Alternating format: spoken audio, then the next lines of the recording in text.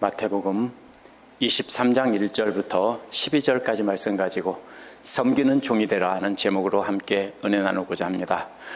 바리새파 사람들은 이미 세금 문제를 들고 와서 예수님께 결투 신청을 했다가 참패를 했습니다. 그런데 자신들의 적인 사두개파 사람들도 예수님께 도전했다가 완전히 패하고 물러났다는 소식을 듣게 됐습니다. 그래서 바리새파 사람들은 이번에는 자신들 중에서 최고 뛰어난 선생 하나를 뽑아서 예수님과 대결하게 했습니다. 그런데 역시 참패를 했습니다. 예수님이 누구신지 몰랐기 때문입니다. 오늘 말씀에서 예수께서는 바리새파 사람들의 참모습을 까발리면서 그들을 본받지 말라고 합니다. 예수께서 그들을 연극 배우라고 책망하시는 말씀이 복음서에 많이 나옵니다. 그래서 우리는 쉽게 바리새파 사람들을 우습게 보는 경향이 있습니다. 그러나 그들의 출발은 진심이었습니다. 이스라엘을 말씀으로 가르치고 회복시키려고 온 힘 다해 하나님 말씀을 가르치고 자신들도 그 말씀을 지키는데 목숨을 건 사람들입니다. 예수님 기준에 그렇다는 얘기지 사람들 보기에 그렇다는 뜻은 절대로 아닙니다. 그렇게 해서 그들은 백성들에게 대단한 존경을 받았습니다. 그러나 그들에게 한 가지 문제가 있었습니다. 예수께서 말씀하신 그 문제가 무엇인지 오늘 말씀을 통해 함께 알아보도록 하겠습니다. 1절부터 7절은 바리새파 사람들을 본받지 말라는 말씀이 나옵니다. 원어에서 맨 첫 부분은 그때라는 말로 시작하는데요. 바리새파 대표 선수와 바리새파 사람들 모두를 이기셨을 바로 그때라는 뜻입니다. 그때 관중들이 누굽니까? 무리들과 제자들이 함께 있었습니다. 그들은 예수님과 바리새파의 최고 고수의 결투까지 지켜보고 있었습니다. 나머지 잔당을 모두 물리치는 예수님도 보고 있었습니다. 바로 그때 예수님께서 무리들에게 말씀하셨다는 겁니다. 무리들에게 말씀하셨다는 말을 먼저 하고 그 다음에 제자들에게도 말씀하셨다고 했는데요. 이것은 초점이 무리들에게 있다는 뜻입니다. 무리들이 누굽니까? 그러면 이 무리들은 아무나가 아니고요. 예수님을 따라 제자가 되려고 했던 사람들입니다. 예수님의 제자를 조금 더 많이 넓게 본 겁니다. 아니라면 이들은 앞으로 제자가 되고 싶어 예수님을 따라다니는 사람들입니다. 이들은 예수님 가까이에서 제자들보다는 이렇게 조금 예수님과는 거리가 있지만 그래도 예수님을 따르려고 하는 사람들입니다. 그래서 예수님께서는 제자들보다는 그들에게 먼저 초점을 둔 것입니다. 그렇죠. 우리가 잘 아는 학생과 이제 처음 조금 배우려고 하는 학생이 섞여 있다면 누구에게 초점을 맞추냐면 잘 모르는 사람에게 초점을 맞추고 잘 아는 너희들은 그냥 듣고 기억해, 이런 뜻입니다. 그래서 초점은 무리들에게 있습니다. 아직 잘 모르는. 이 말씀하신 내용은요, 율법학자들과 바리새파 사람들이 모세의 자리에 앉아 있다는 것입니다. 그런데 모세의 자리에 앉았다는 말은요, 모세처럼 이스라엘 백성을 하나님 말씀으로 가르치고 인도하는 자리에 앉았다는 것입니다. 근데 우리가 오해하기 쉽습니다. 이 말씀 자체가 잘못됐다는 뜻이 절대로 아닙니다. 이것은요, 잘하고 있다는 것입니다. 왜냐하면 율법학자들은, 바리새파 사람들은 모세처럼 이스라엘 백성을 하나님 말씀을 가르치고 인도하는 책임 있는 자리에 앉아 있다는 뜻입니다. 이것은 부정적인 뜻이 전혀 없습니다. 그 자리는 또한 율법대로 행하지 않는 사람들은 심판하는 자리이기도 합니다. 그래서 바리새파 사람들이 모세의 자리에 앉은 것이 교만하다는 뜻은 아니고요, 그것이 잘못이라는 뜻도 절대로 아닙니다. 그렇다면 왜 예수님께서 율법학자와 바리새파 사람들이 모세의 자리에 앉았다고 합니까? 그 이유를 설명합니다. 그들이 모세의 자리에 앉아서 말하는 모든 것은 행하고 지키라고 했습니다. 무슨 말입니까? 그들이 가르치는 거는 올바르게 잘 가르치고 있다는 뜻입니다. 그래서 율법학자들이, 바리새파 사람들이 가르치던 율법은 하라는 명령과 하지 말라는 명령으로 되어 있습니다. 그렇기 때문에 행하라는 말은 하라는 명을 행하라는 것이고, 지키라는 말은 하지 말라는 것을 하지 말라는 뜻입니다. 하라와 지키라가 그렇게 다릅니다. 하라는 행하라는 명령이고, 지키라는 것은 부정적으로 이거 하지 말고 이거 하지 말고 가늠하지 말고 이런 말들을 지키라는 뜻입니다. 이는 율법학자와 바리새파 사람들이 모세의 자리에 앉아서 올바르게 잘 가르치고 있으니까 그들이 말한 대로 배우고 말씀대로 할 것은 하고 하지 말 것은 하지 말으라는 뜻입니다. 그러나 그들의 행위는 따라서 행하지 말라고 했습니다. 왜냐하면 저들은 말로만 그럴듯하게 가르치고 자신들은 행하지 않는다고 했습니다. 그렇기 때문에 그들에게 배우기는 하지만 그들의 행위는 본받지 말라는 것입니다.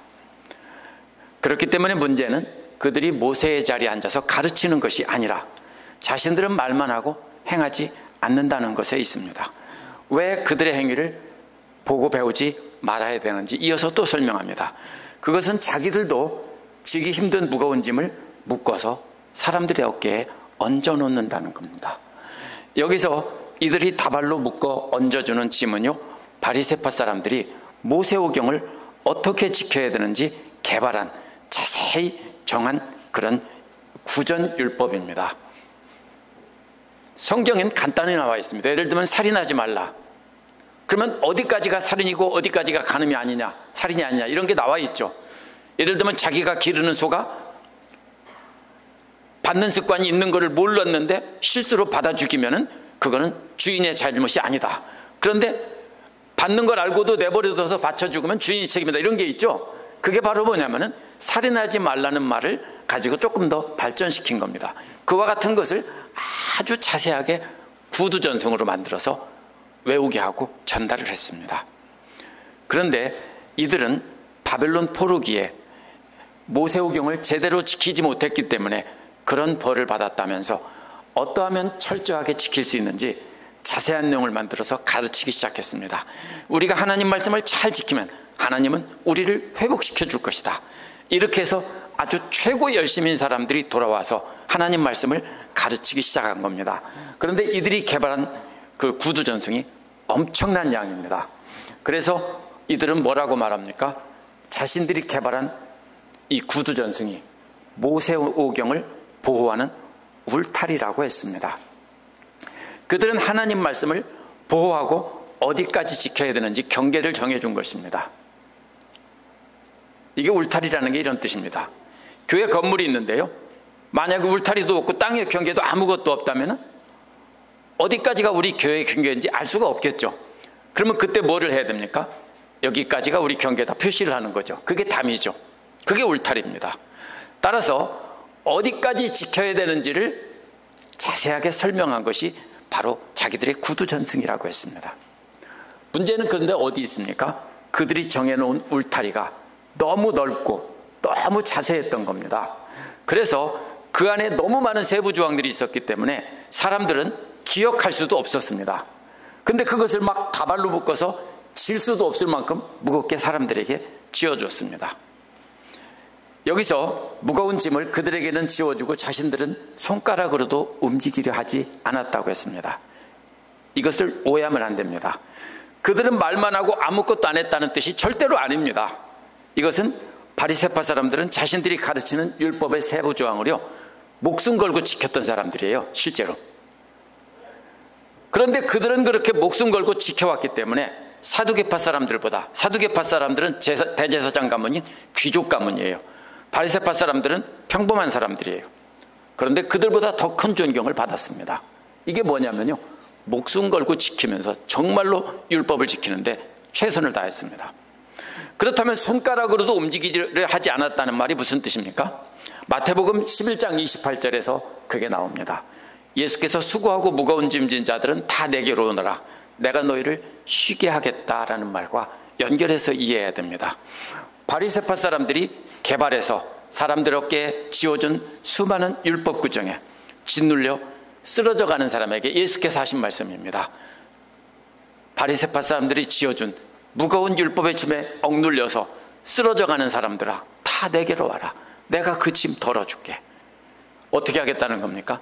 예수님이 대신 져주고 너희들에게는 질 수 있을 만큼만 조금만 지워줄게. 그래서 휘바람 불며 예수님 뒤를 따라올 수 있게 해줄게, 이 뜻입니다. 따라서 손가락 하나 까딱 안 한다는 말은요, 자기들은 하나도 안 지켰다는 뜻이 아닙니다. 그들은 목숨 걸고 지켰습니다. 그러나 대부분 백성들은 그들이 묶어서 얹어준 율법의 세부 조항들을 알지도 못합니다. 이 사람들은 다 아니까 지킬 수 있습니다. 근데 사람들은 알지도 못합니다. 몰라서 못 지키기도 하고요. 농부나 어부들이 힘들게 일하다 보니까 그들이 가르친 제의적인 정결법을 제대로 지키지 못할 때가 많았습니다. 정말로 힘들었어요. 모르기 때문에 자꾸 범하는데 자꾸 죄인이라고 하는 겁니다. 그런데 바리새파 사람들은 학자였고 여유 있던 중산층들입니다. 그렇기 때문에 힘든 노동을 하며 살아가던 대부분의 하층 농민이나 어부들보다 그들은 더 잘 지킬 수 있었습니다. 더구나 그들은 율법의 전문가이기 때문입니다. 그렇기 때문에 이 말은요, 손가락 하나로도 그것을 움직이려고 하지 않았다는 말은요, 다발로 짐을 져서 쓰러져 가는 것을 보고도 손가락 하나 까딱해서 들어줄 마음이 없었다라는 뜻입니다. 그래서 바리새파 사람들은 지쳐 쓰러지는 사람을 보고 나는 이렇게 잘 지키는데 너는 그것도 못하냐? 라고 비난한다는 뜻입니다. 그래서 너는 율법을 어긴 죄인이니까 너는 나가, 아웃, 이렇게 한다는 뜻입니다. 실제로 그들은 그렇게 했습니다. 자기들은 훈련을 많이 했기 때문에 마치 뭡니까? 역도 선수처럼 무거운 짐을 싣고도 잘 버팁니다. 그런데 아기 같은 아주 작은 신자들이 똑같은 짐을 지고 있습니다. 어떻게 됩니까? 깔려 죽죠. 그런데 손가락 하나로도 그걸 거두를 마음이 없는 것이 문제였습니다. 그래서 그들은 정죄만 하고 짐을 덜어줄 생각은 안 했다는 것입니다. 예수께는 어떻게 했습니까? 반대로 정죄하기보다는 예수님도 알죠, 잘못한 것. 근데 용서하고 참아주면서 그 짐 좀 내가 덜어줄게 라고 하면서 대신 지고 가셨던 겁니다. 이게 어떤 모습입니까? 아버지의 모습입니다. 만약에 5살짜리 아이가 어른들 지는 짐을 지고 간다면 한번 상상을 해보세요. 아버지가 지고 가면서 어떻게 하겠습니까? 그냥 가게 두겠습니까? 야 이놈아, 나는 이렇게 지고 가는데 너는 그것도 못지 하면서 혼내겠습니까? 저라면 그렇게 하겠습니다. 아들 짐 왕창 들어서 제가 다 지고 아들에게는 지고 갈 수 있을 만큼 조금만 지어주고 제가 앞서서 지고 가겠습니다. 아버지라면 당연히 그렇게 해야 되는데 바리새파 사람들에게는 그것이 없었다는 뜻입니다. 이들은 뭐가 됐습니까? 아버지가 아니라 강제 노역을 하는 죄수들을 감시하는 간수가 되었습니다. 우리도 길거리에서 강제 노동하는 교도소에서 나온 죄수들을 보죠. 줄무늬 놓여 있고요. 물론 그렇게 힘든 일은 안 합니다. 쓰레기 줍고 이러죠. 그러면 경찰관은 어떻게 하고 있습니까? 교도관은 총을 차고 지키고만 있습니다. 고대는 어땠을까요? 채찍을 들고 때리면서 하라고 시켰습니다. 바리새파 사람들은 예수님처럼 아버지가 됐어야 되는데 그들은 교도소 간수들이 되어서 감시하고 채찍만 휘둘러는 것이 잘못입니다. 그렇게 손가락 하나로도 도우려고 하지 않던 바리새파 사람들이 하는 모든 일은 전부 사람들에게 보여주려고 하는 것이다 라는 겁니다. 여기서 보여준다는 말은요, 많은 사람을 모아놓고 구경시킨다는 뜻입니다. 영어로 극장이라는 말이 바로 이 말에서 나왔습니다. 즉 바리새파 사람들은 사람들 앞에서 연극배우나 영화배우처럼 분장을 하고 하나님 아버지처럼 거룩한 척 연극을 했다는 것입니다. 율법을 안 지켰다는 뜻이 아니에요. 마치 뭐라고요? 사람들 보는 데서만 율법을 지키는 겁니다. 그렇죠? 사람들에게 보여주기 위해서 나는 이렇게 거룩한데 너희들은 왜 그러냐 라고 하는 겁니다. 그들에게 뭐가 없습니까? 아버지의 마음은 없이 아버지 행세를 했다는 것입니다. 이들의 분장은 먼저 경문을 넓게 했다겠는데요, 아마 사진에서 봤을 겁니다. 가죽으로 된 검정색 꽉에다가 그걸 이마에다 차고 왼팔에다 감습니다. 이게 어디서 나왔냐면 신명기 6장 5절에서 9절에 나온 말씀을 따라한 겁니다. 마음을 다하고 뜻을 다하고 힘을 다하여 주 너의 하나님을 사랑하라는 말씀을 마음에 새기고 팔에 메고 이마에 붙이라고 했습니다. 이게 진짜로 팔에 메라는 뜻이 아니에요. 팔에 메라는 뜻은 무슨 뜻입니까? 행하라는 것이고 이마에 붙이라는 것은 늘 기억하고 올바르게 판단하고 생각하라는 뜻입니다. 또 어디다 붙이라고 했습니까? 이어서 보면 문설주에 붙이고 대문에 붙이라고 했습니다. 이게 뭡니까? 잊어버릴까 봐 기억장치예요. 우리가 결혼 반지가 뭔지 아세요? 기억장치예요. 우리가 평생 이렇게 사랑하며 살기로 했지. 그 기억장치예요. 볼 때마다. 누구를 위한 거예요? 자기 자신을 위한 거예요. 그런데 바리새파 사람들은 실제로 이 말씀을 적은 양피지를 경문 꽉에다 넣어서 팔에 차고 이마에 메고 다녔습니다. 물론 이 자체가 잘못된 것은 아닙니다. 차고 있으면 그것을 차고 있다는 것을 생각할 때마다 그 명령을 기억할 것이기 때문입니다. 세번역은 경문곽을 크게 만들었다고 했는데요, 이 말은 단지 경문을 넓게 만들었다는 뜻입니다. 경문을 어떻게 넓게 만듭니까? 대부분은 이것은 매는 끈을, 줄을 넓게 만든 거예요. 꽉을 크게 만들 수가 없어요. 그래서 줄을 넓게 만들어요. 그럼 어떻게 보일까요? 멀리서 보면 검정줄이 넓게 있으면 다른 사람보다 더 잘 보이겠죠. 바로 그런 뜻입니다. 그래서 남들이 볼 때 멀리서도 잘 보이도록 했다는 것입니다. 옷수를 크게 했다는 말은요, 옷의 네 군데에다가 푸른색 옷수를 다는데 민수기 15장 39절에 보면 푸른색 옷수를 옷의 네 군데다 달라고 했습니다. 이것도 그런데 사람들에게 잘 보이게 하려고 푸른색 옷수를 길게 다는 겁니다. 다른 사람보다. 이것도 뭡니까? 하나님의 계명을 잊지 않도록 하는 장치이지 남에게 보여주려는 것이 아닙니다. 문설주와 대문에 붙이라고 한 것도 집에 드나들 때마다 하나님께서 하나님만 사랑하라고 했지, 이걸 기억하라는 것이지 남에게 보여주는 것이 아닙니다. 근데 바리새파 사람들의 문제가 뭡니까? 자신들을 위해서 기억장치로 사용한 게 아니라 남에게 보여주기 위한 연극으로 사용했다는 것입니다. 이렇게 연극 배우처럼 분장한 뒤에 잔치자리에서는 으뜸 가른 자리에 눕는다는 뜻입니다. 그 사람들은 누워서 먹었기 때문입니다. 또 회당에서는 으뜸 가는 자리에 앉기를 좋아했다고 했습니다. 잔치자리에 으뜸 가는 자리는 잔치자리의 주인이 바로 옆자리, 오른쪽에는 가족 자리고요, 왼편은 손님 중에서 VIP 자리입니다. 바로 그 주인 옆자리에 눕는 것을 좋아했다는 것입니다. 이것은 일상생활에서 늘 최고의 대우를 받으며 살려고 했다는 뜻입니다. 회당에 으뜸 가는 자리는요, 모두가 볼 수 있는 높은 곳에 네 군데의 자리가 있었습니다. 오늘날 비유로 말하면 강단 위에 의자에 앉기를 좋아했다, 이런 뜻입니다. 회당의 높은 자리는 그 사람의 높은 것을 나타내는 것이 아니라 말씀 가르치는 자가 잘 보이도록 하고 높은 데서 말하면 더 잘 들리죠. 그것을 위해서 높이 만든 겁니다. 중세 교회에서도요, 성가대석이나 설교자석은 아주 높습니다. 그리고 건물이 좁고 높아요. 그게 괜히 높인 게 아니라 마이크가 없던 시절에 잘 울리고 잘 들리게 하기 위해서 높이 또 이렇게 했던 겁니다.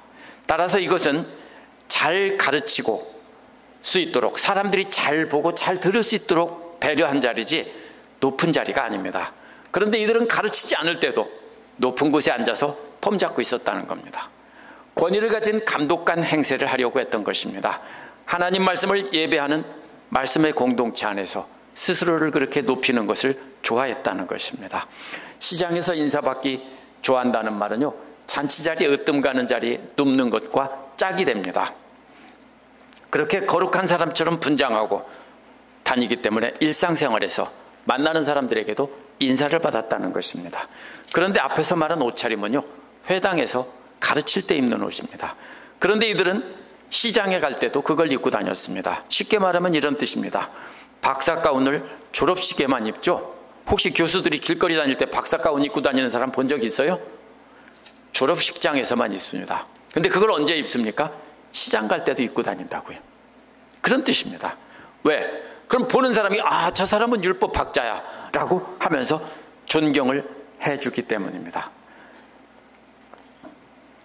그러면서 자신들은 거룩한 옷차림을 하고 존경받는 자리에 서는 것을 좋아했습니다. 그러면서 사람들에게는 무거운 짐을 지어주고 쓰러지도록 지어주고 자신들은 그들의 짐을 덜어줄 마음이 조금도 없었습니다. 오직 자신들만 최고로 거룩한 사람처럼 분장하고 거룩한 척하면서 너희들은 우리를 본받아야 돼, 우리한테 배워야 돼, 이렇게만 하고 있었습니다. 그런데 예수님의 제자들의 공동체는 가르치는 자가 되면 그렇게 되면 안 된다는 것입니다. 8절에서 12절은 너희는 그렇게 하지 말라는 겁니다. 앞에서 부정적으로 말씀하신 뒤에 너희는 그렇게 하지 말라. 예수께서 이렇게 율법학자와 바리새파 사람들이 연극하는 모습을 말씀하신 뒤에 8절에 보면 그러나 라고 말하면서 너희는 그들처럼 하면 안 된다라고 했습니다. 무슨 말입니까? 바리새파 사람들처럼 교도소 간수가 되지 말고 너희는 아버지가 돼야 한다, 이런 뜻입니다. 어떻게 예수님께서는 어떻게 바리새파 사람처럼 되지 않고 아버지가 될 수 있는지 비결을 가르쳐 주셨습니다. 첫째로 뭐라고 했습니까? 랍비라 칭함을 받지 말라고 했습니다. 너희 선생은 하나요, 너희는 다 형제라고 했습니다. 여기서 한 분인 선생이 누구인지는 말씀하지 않았습니다. 그런데 그 다음에 뭐가 나옵니까? 성부 하나님이 나오고 그 다음에 성자 예수님이 나오기 때문에 저는 혹시 성령 하나님이 아닐까 이렇게 생각합니다. 성령 하나님을 마음에 모시고 성령님의 인도하심을 따라 하나님 말씀을 참뜻을 따라야 되고 바리새파 사람처럼 랍비라고 불리우며 하나님 말씀을 자기 뜻대로 해석해서 무거운 짐을 얹어주면 안 된다는 뜻일 수 있습니다. 그래서 아버지의 마음을 성령님을 통해서 배우고 너희들은 그렇게 랍비라는 호칭을 받지 말고 그렇게 다른 사람을 섬기는 형제자매가 되라는 뜻입니다. 여기서 강조하는 초점은 선생은 하나라는 것에 있지 않고 모두가 형제라는 말에 있습니다. 이 말은 기독교 공동체에서 가르치는 자를 두면 안 된다는 뜻이 아닙니다. 이런 것을 잘못 이해해서 어떤 사람들은 모두가 다 형제자매라고 하고 가르치는 사람을 안 두는 그러한 독특한 교단들도 있습니다. 그러나 성경은 그런 뜻이 아닙니다. 여기서 다른 사람보다 높이고 장벽과 그러한 차별로 인해서 오는 자부심을 세워서는 안 되는 뜻이지 그것을 가르치는 자를 두지 말라는 뜻은 아닙니다. 그러므로 예수 그리스도를 머리로 하는 공동체는 유대교 공동체와는 달리 계급이 있어서는 안 된다는 뜻입니다. 또 이어서 땅에 있는 자를 아버지라고 부르지 말라고 했습니다. 그런데 이 말이 참 이상한 말입니다. 십계명에서 사람에 대한 계명 중 첫 번째가 내 부모를 공경하라는 것입니다. 그런데 아버지를 아버지라고 부르지 말라니요. 믿는 자들은 모두 서자기 때문에 아버지를 아버지라고 부르지 못해서 집을 떠나는 홍길동입니까? 정말로 이상합니다. 이것은 앞에서 모두가 형제자매라는 말과 연결해서 이해해야 됩니다. 앞에서 형제자매가 믿음의 공동체를 가리킨다면 여기서 아버지도 육신의 아버지가 아니라 믿음의 아버지를 가리키는 말입니다. 열왕기하 2장에 보면 엘리사가 승천하는 엘리야를 향해서 아버지라고 불렀습니다. 또 6장에서는 이스라엘 왕이 엘리사를 향해서 아버지라고 불렀습니다. 구약시대에도 믿음의 스승을 아버지라고 불렀습니다. 그렇기 때문에 이 말 랍비 시대에는 회당의 아버지라는 말로 회당 지도자를 불렀습니다. 그렇기 때문에 이거는 1세기, 2세기 유대교 공동체 안에서는요, 존경받는 지도자들, 랍비들을 아버지라고도 불렀습니다. 그래서 이 말은요, 이 땅에 있는 그러한 스승들을 아버지라고 존경해서 부르지 말합니다.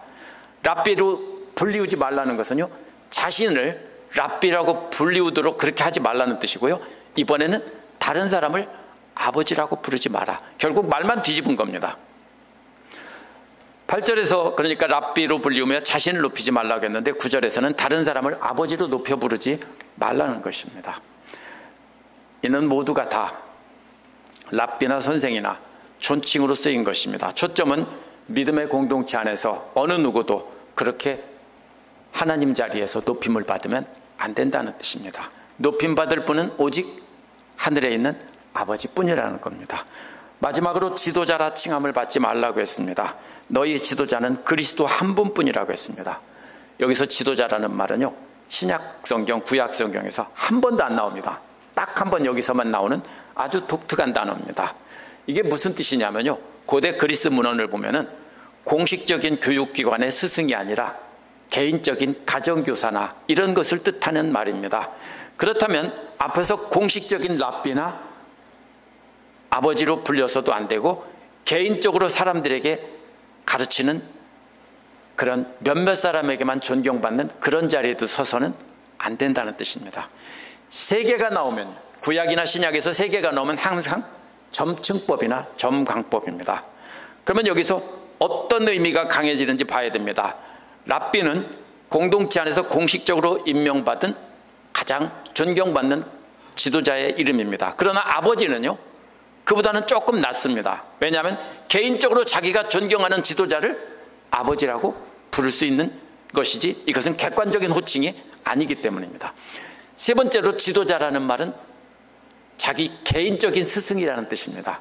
그러니까 더 높은 곳에서 점점 낮은 곳으로 내려오지만 그런 개인적인 가정교사 역할조차도 하지 말라는 뜻입니다. 따라서 어떤 경우에도 다른 사람을 가르치고 자신은 높은 자리에 서는 것을 하지 말라는 것입니다. 이름의 무게는 점점 가벼워지지만 그것조차도 하지 말라고 했으니까 그것은 명령은 점점 더 강해지는 겁니다. 그러면 어떻게 해야 됩니까? 11절에서 예수님께서 말씀하십니다. 너희 중에 위대한 사람은 너희의 종이 되어야 한다라고 했습니다. 너희 중에 가장 위대한 사람은 랍비라고 불리거나 아버지라고 불려도 안 되고 개인 교사라고 불려도 안 된다는 겁니다. 그런 사람들은 섬기는 종이 되어야 한다는 것입니다. 바리새파 사람들의 문제가 바로 여기 있었습니다. 아버지의 마음으로 자녀들을 불쌍히 여기며 섬기는 종이 됐어야 하는데 교도소 간수처럼 벌만 줬다는 것입니다. 예수께서 구체적으로 예를 들어 말씀하신 것을 그 다음에 또 일반적으로 말합니다. 누구든지 자기를 높이는 자는 낮아지고 자기를 낮추는 자는 높아진다고 하셨습니다.